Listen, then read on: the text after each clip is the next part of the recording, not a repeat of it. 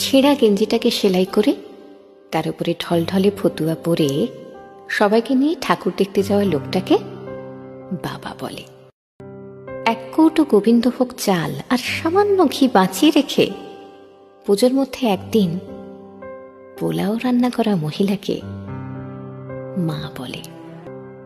Designer panjabi পরে অঞ্জলি দিতে দিতে পাশের বাড়ির নতুন শাড়ি পরা মেয়েটিকে কলেজ পড়ুয়া ছেলেটির আর চোখে দেখাটাকে ভালো লাগা বলে।